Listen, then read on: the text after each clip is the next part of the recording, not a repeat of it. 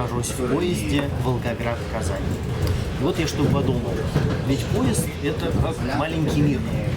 Причем в этом мире помещается все. В этом мире есть где поспать, есть в этом мире где пописить, и есть в этом мире где покушать. И как наш мир, и мир поезда, он постепенно изменяется. Вот я помню, когда еще мы писали в дырочку. Ну там такой, представляете себе, туалет такой, заходишь, писаешь, нажимаешь на педальку, и все падает вниз. А сейчас приличные туалеты. Вот сегодня я хочу показать вот приличные рестораны. Потому что в детстве я тоже помню.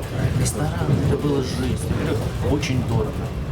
Во-вторых, отвратительно вообще. Тут интерьер отвратительный. Смотрите, что сейчас здесь. Покажи.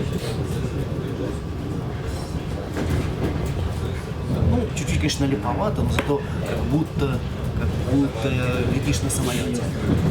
Я думаю, что наш мир будет меняться вместе с этим поездом. И мы можем смотреть, как меняется поезд, так и меняется наш мир. Здесь делай радостно, сейчас фотографируй. Сделай радостно лицо.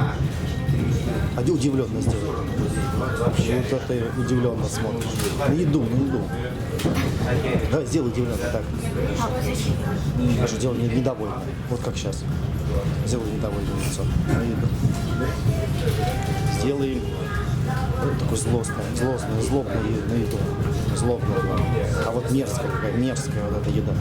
А где приятная какая.